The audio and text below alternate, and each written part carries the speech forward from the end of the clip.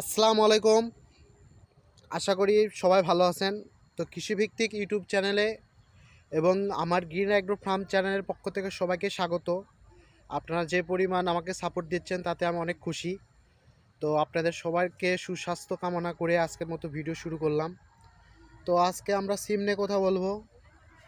আপনারা সবাই অবগত আছেন যে আমি দীর্ঘদিন যাবৎ হলো নিজ উদ্যোগে কিন্তু প্রতি জমিতে কৃষিকাজ করে আসতেছি। আপনারা চাইলে আমার মতো একটা সুন্দর খামার অবশ্যই তৈরি করতে পারবেন। শুধু একটু সময় দিতে পারলেই কিন্তু সুন্দর একটা খামার তৈরি করতে পারবেন।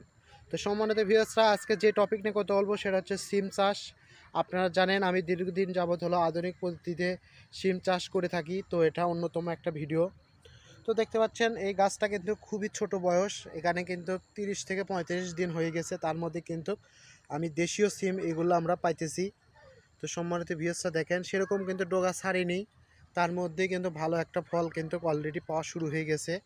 আমি আজকে আধুনিক পদ্ধতিতে সিম চাষ কীভাবে করবেন এবং কি কি সার বীজ দিবেন এটা নিয়ে আজকে কথা বলবো। তো সম্মানিত ভিউয়ার্সরা, যারা যারা ভিডিওটা দেখতেছেন প্রত্যেকে একটা করে লাইক এবং অবশ্যই চ্যানেলটা সাবস্ক্রাইব করবেন, কারণ আপনারা যত পরিমাণে ভিউ করেন সেই পরিমাণে আমার কোনো সাবস্ক্রাইব আমি পাচ্ছি না। আমি জানি না কী কারণে সাবস্ক্রাইব পাচ্ছি না।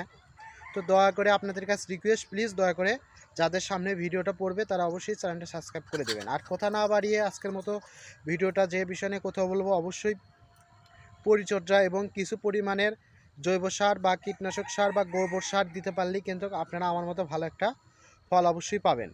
তো অল্প বয়সে অল্প সময় কীভাবে চাষাবাদ করবেন এটা নিয়ে কিন্তু আমার ইউটিউব চ্যানেলে অনেক ভিডিও দেওয়া আছে, আপনারা চাইলে ওগুলো দেখে আসতে পারেন। তো প্রথমেই বলবো মাটি নিয়ে। মাটিটা কিন্তু সবসময় ঝুরঝুরে এবং দোআঁশ মাটিটাই কিন্তু দেশীয় সিম যে জাতের যেগুলো আছে সে দেশীয় সিম কিন্তু আপনারা এই দোআঁশ মাটিতে কিন্তু তৈরি করতে পারেন। এখানে কিন্তু অল্প বয়সে চারা লাগাতে পারেন বা আপনারা কিন্তু বীজও সংগ্রহ করে বীজও লাগাতে পারেন।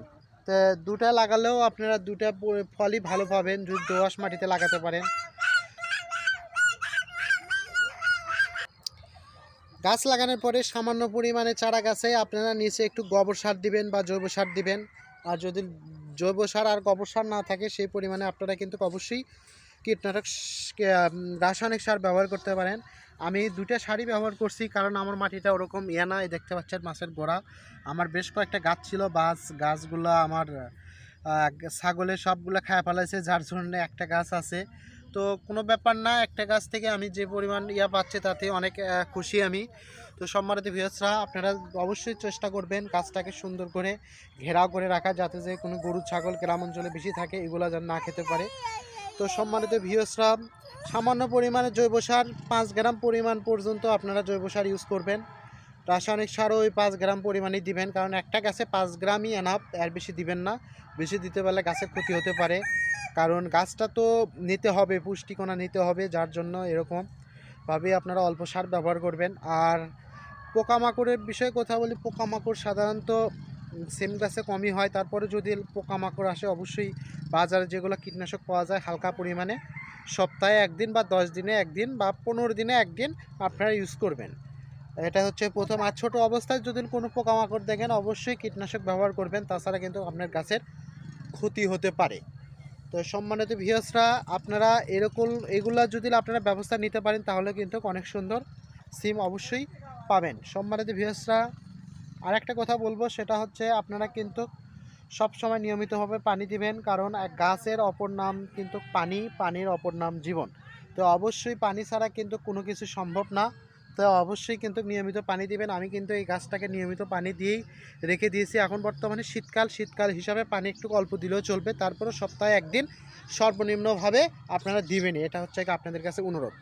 তো সম্মানিত ভিউয়ার্সরা, আমি আপনাদের কাছে এতটুকু আশা করি যে অবশ্যই আপনারা দেখে উপকৃত হবেন এবং এইভাবে চাষাবাদ করলে অবশ্যই আপনারা ফলন বেশি পাবেন। তো পরবর্তীতে ভিডিও দেখার জন্য অবশ্যই চ্যানেলটা সাবস্ক্রাইব করে রেখে দেবেন। শুধু সিম না, আমার কাছে এখানে অলরেডি অনেক রকমের সবজি নিয়েই আমি ভিডিও করি।